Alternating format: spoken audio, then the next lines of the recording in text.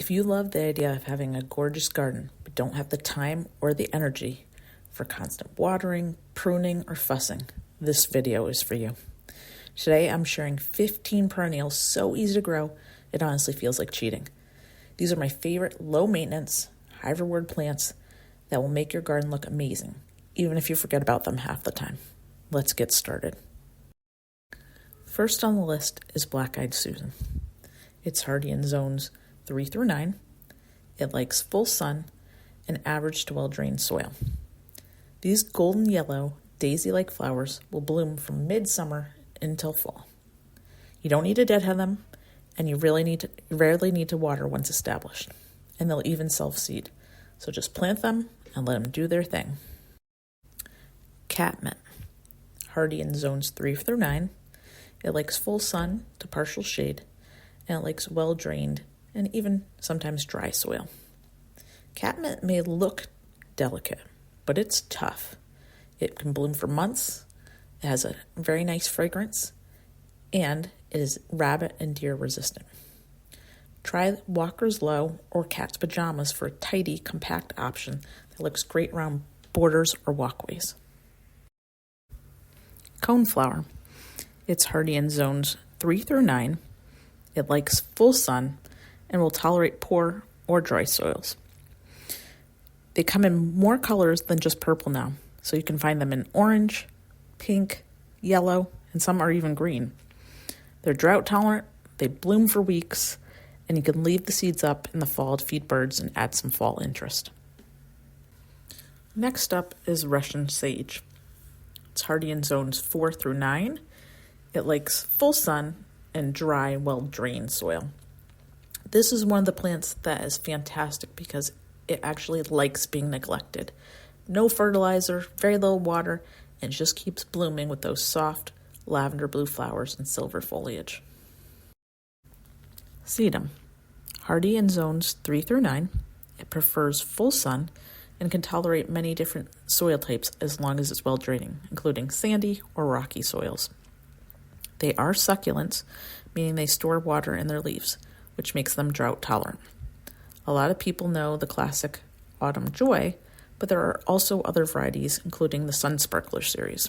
I personally planted that one, the Firecracker, in my front yard, and it looks beautiful. But they also have other ones, including Lime Zinger and a few others. They don't need deadheading, and they look good when they're not in bloom. And come late summer to fall, they actually will bloom a beautiful pink flower. Daylilies. They're hardy in zones 3 through 10. They like full sun to part shade, and they can tolerate any well-drained soil. If you can't kill a plant, it's probably a daylily. They come in almost every color except blue, and they can rebloom. A variety that's very popular is Stella d'Oro. They don't need dividing often, and they bounce back from just about anything. Plant them in clusters, and you'll be really happy when they bloom. Coreopsis, sometimes referred to as tick seed. It's hardy in zones 4 through 9. It likes full sun and sandy, sometimes dry soil. These bloom for what feels like forever, and they come in a lot of different colors: bright yellow, soft pink, and some two-tone varieties, which are really pretty. They don't flop, they don't need you to fuss over them, and they're great to fill in empty spots. Next, we have Blanket Flower, hardy in zones 3 through 10. It thrives in full sun and poor, dry soil. It has fiery colors, non-stop blooms, and is totally drought resistant. What more could you want? No deadheading required, and they still bloom like crazy.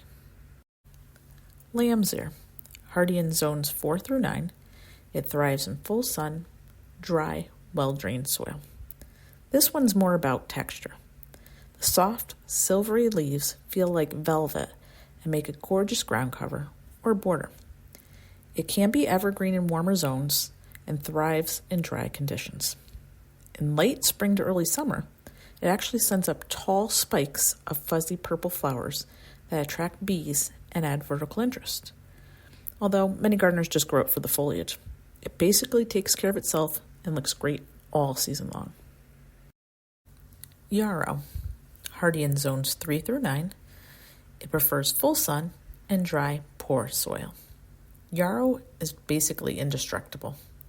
It has ferny foliage and clusters of flowers in various colors, including red, white, yellow, or pink. And it keeps blooming even in the heat. It's great for naturalized spaces or for your cottage garden.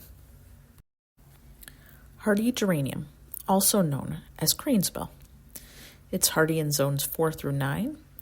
It likes full sun to partial shade, and its soil should be moist but well drained. Don't confuse this with annual geraniums. This one's the perennial version. They mound up neatly, and they can bloom from spring into summer, and they don't need to be cut back. It's a very easy, low-maintenance plant. Balloon flower, hardy in zones 3 through 8. It likes full sun to partial shade, and it likes well-drained soil.